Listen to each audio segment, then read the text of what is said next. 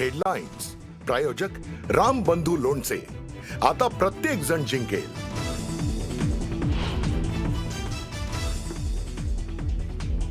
महायुतीच्या समन्वय समितीची रंगशारदामध्ये महत्त्वाची बैठक. मुंबईतील जागा वाटपासंदर्भात चर्चा.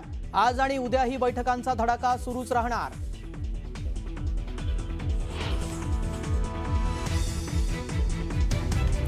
पुण्यातील जागांसंदर्भात अजित पवार आणि उदय सामंतांमध्ये प्रदीर्घ चर्चा. पुण्यात राष्ट्रवादी आणि शिवसेना एकत्र येण्याची शक्यता.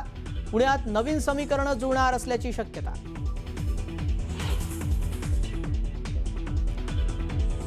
नाशिकमध्ये भाजपा शिवसेना जागा वाटपाची चर्चा थांबली. भाजपकडून 122 जागांवर लढण्याची तयारी सुरू, तर शिवसेनेचा 45 जागांचा प्रस्ताव भाजपकडून अमान्य. न्यूज 18 लोकमतला सूत्रांची माहिती.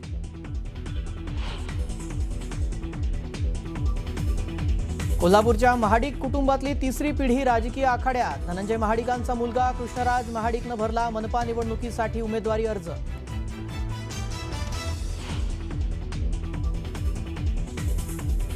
काँग्रेसमध्ये प्रवेश केलेल्या प्रशांत जगतापांची कोंडी करण्याचा शरद पवारांच्या राष्ट्रवादीचा प्रयत्न. जगताप लढवणार असलेल्या 2 जागांची पवारांच्या राष्ट्रवादीची मागणी. अंतिम निर्णय सुप्रिया सुळे घेणार असल्याची माहिती. पुण्यात कुख्यात गुंड बंडू आंदेकरनं महापालिका निवडणुकीसाठी उमेदवारी अर्ज भरला, तर लक्ष्मी सोनाली आंदेकर ही निवडणुकीच्या रिंगणात. आयुष कोमकर हत्या प्रकरणात आंदेकर न्यायालयीन कोठडी.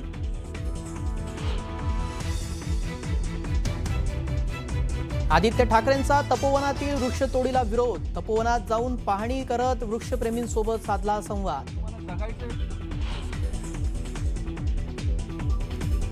आणि हप्ता दिला नाही म्हणून बारामतीत हॉटेल चालकाला बेदम मारहाण. मारहाण करणाऱ्या तरुणांच्या विरोधात गुन्हा दाखल.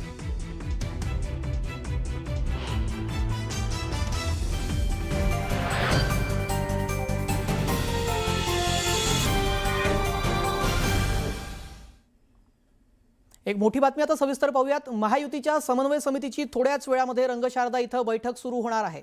मुंबईतील जागांबाबत पुन्हा एकदा चर्चा केली जाणार आहे. 2 दिवस बैठकांचा सिलसिला सुरूच राहणार आहे. मुंबईसह नवी मुंबई, ठाणे, केडीएमसीसह सगळीकडेच अद्याप जागा वाटप पूर्ण झालेलं नाही आहे. आजच्या या समन्वय समितीच्या बैठकीमध्ये तिढा असणाऱ्या जागांबाबत पुन्हा चर्चा केली जाणार आहे. या संदर्भात अधिक माहिती जाणून घेऊयात. राहुल जोरी आमचे प्रतिनिधी या संदर्भात अधिक अपडेट देतील. राहुल, किती वेळात ही बैठक सुरू होणार आणि आता तरी तिढा या बैठकीत सुटणार का? समन्वय समितीच्या बैठकीला सुरुवात झाली असं म्हणायला हरकत नाही, कारण राहुल शेवाळे हे काही वेळापूर्वीच या ठिकाणी पोहोचलेले आहेत. यापूर्वीच भाजपचे निवडणूक प्रभारी आशिष शेलार, अमित साटम, प्रवीण दरेकर हे आधीपासूनच या ठिकाणी होते. मात्र शिवसेनेचे नेते देखील आता ठिकाणी दाखल झाले. दुसऱ्या बाजूला अगदी शेवटच्या टप्प्यात अर्ज भरण्याची मुदत आलेली असताना आता नेमकं किती दिवस अजून या बैठकात रंगणार हा देखील मुद्दा आहे. एकंदरीत बघितलं तर कुठल्याही पद्धतीनं पक्षातील बंडखोरी रोखण्यासाठी दोन्ही बाजूने प्रयत्न केले जात आहेत आणि त्यामुळं जास्तीत जास्त जागा वाटपांचा निर्णय जो आहे तो गुलदस्त्यात कसा राहील, जास्तीत जास्त जागा कशा कोड्यातच राहतील आणि बंडखोरी टाळता येईल यासाठी सर्वच पक्षांकडून रणनीती जी आहे ती दिसते. एकीकडे युबीटी आणि मनसच्या बाबतीत जरी जागा वाटप जाहीर झालं नाही, तर दुसऱ्या बाजूला भाजप आणि शिवसेना देखील अशाच पद्धतीनं आपल्या जागा किंवा आपले आयते उमेदवार कोणाच्या पारड्यात पडू नयेत म्हणून कुठे ना कुठे काळजी घेताना दिसतात. आणि त्यामुळं आजच्या समन्वय समितीमध्ये बैठक झाली, चर्चा जरी झाल्या तरी आज देखील जागा वाटपाचा फॉर्म्युला बाहेर येतो की नाही यावर साशंकता व्यक्त केली जाते. जी, धन्यवाद राहुल आपण दिलेल्या या सविस्तर माहितीसाठी. पुढची बातमी पाहूया. ठाणे केडीएमसी युतीचा तिढा आज सुटण्याची शक्यता आहे. संध्याकाळी 5 वाजता ठाण्यातील भाजप कार्यालयामध्ये अंतिम बैठक होणार आहे. ठाण्यातील भाजप कार्यालयामध्ये अंतिम बैठक केली जाणार आणि काही जागांवर तिढा न सुटल्यास मैत्रीपूर्ण लढत होण्याचीही शक्यता आहे. केडीएमसीमध्ये 5 तर ठाण्यामध्ये 3 जागांवर मैत्रीपूर्ण लढत होण्याची शक्यता आहे. या संदर्भात अधिक माहिती जाणून घेऊयात. अजित मांढरे आमचे प्रतिनिधी या संदर्भातले अपडेट देतील. अजित, आता तिढा सोडवण्यासाठी बैठक घेतली जाते, कुठे मैत्रीपूर्ण लढत होणार असं कळतंय, काय अधिकची माहिती आहे? ही बैठक जी आहे, हा बैठकीचा सिलसिला गेली 5 दिवस सलग सुरू आहे. यामध्ये आपण जर पाहिलं तर उपमुख्यमंत्री एकनाथ शिंदे असतील, प्रदेशाध्यक्ष भाजपचे रवींद्र चव्हाण असतील, खासदार डॉक्टर श्रीकांत शिंदे असतील, आमदार नितीन डावकरे आहेत, मंत्री उदय सामंत आहेत, संजय केळकर जी आहेत, हे सर्वजण मॅरेथॉन बैठक घेत आहेत. काल रात्री देखील साधारणपणे 12 वाजता सुरू झालेली बैठक जी आहे ती पहाटे 4 पर्यंत संपली. त्या बैठकीमध्ये परत घमासान झालं. त्यामध्ये तिढा जो आहे युतीचा तो अडकलाय, तो म्हणजे ठाणे जिल्ह्यातल्या ठाणे महानगरपालिकेतल्या 3 जागा आणि कल्याण डोंबिवली महानगरपालिकेतल्या 5 जागांवरती. त्या जागांवरतीचा तोडगा निघाला नाही आताच्या बैठकीमध्ये. ही बैठक 5 वाजता भाजपच्या वर्तकनगर कार्यालयामधल्या ठाण्यामध्ये आहे. तर तिथे जर तिढा निघाला नाही तर या जागांवरती मैत्रीपूर्ण लढत करण्याची तयारी दोन्ही पक्षांनी वर्तवलेली आहे. याच पार्श्वभूमीवर जर मैत्रीपूर्ण लढतीचा विषय झाला तर फॉर्म्युला जाहीर केला जाईल आणि त्यानुसार एबी फॉर्म जे आहे ते आज रात्रीपासून किंवा उद्यापासून वाटण्यास सुरुवात केली जाईल. म्हणजे एकंदरीत भाजपनं आणि शिवसेनेनं युतीमध्ये लढायचं हे निश्चित केलं करतानाच कोणत्या भागामध्ये कोणते उमेदवार असतील इथपासून ते मैत्रीपूर्ण लढत ही सगळी गणितं जे त्यांनी मांडलेली आहेत. जी, या संदर्भात आता कुणाला एबी फॉर्म मिळतो ते पाहावंच लागेल. तुर्तास धन्यवाद अजित, आपण दिलेल्या माहितीसाठी.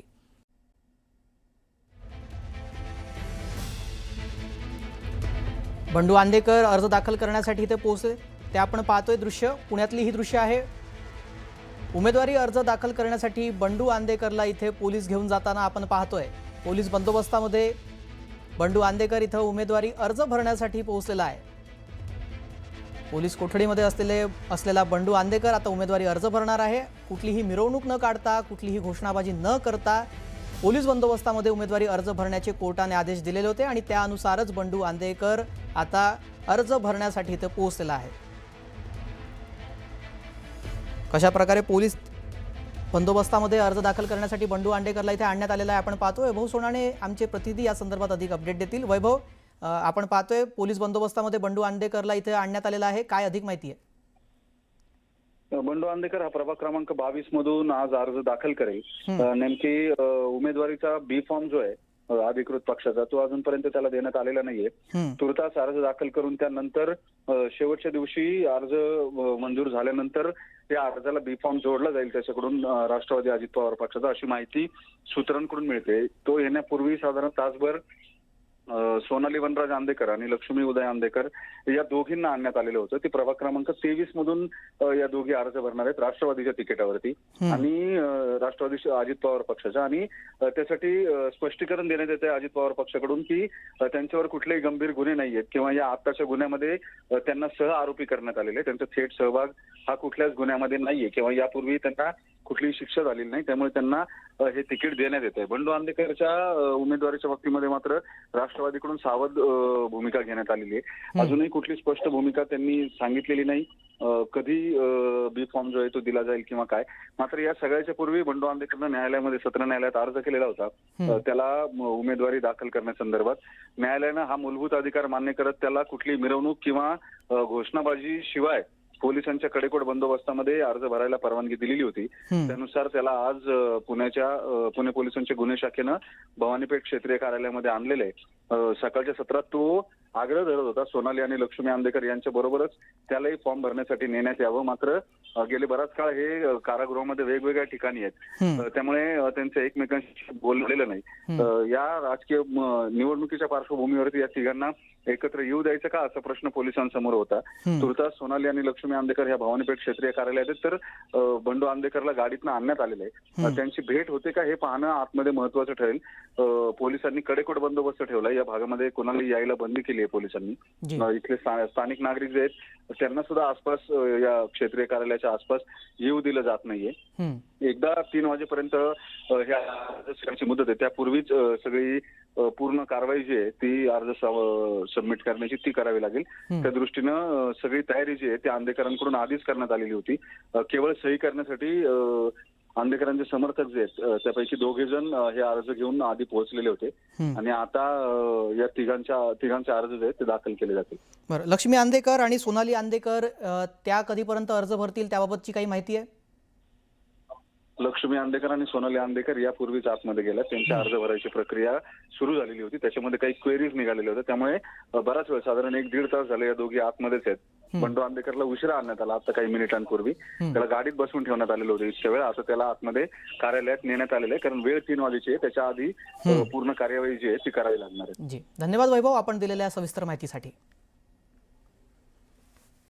बंडू आंदेकरला इथे अर्ज भरण्यासाठी आणण्यात आलेला आहे. 3 वाजेपर्यंतची वेळ आहे आणि या आधीच लक्ष्मी आंदेकर आणि सून सोनाली वनराज आंदेकर या दोघी जणी आतमध्ये त्यांना नेण्यात आलेलं आहे.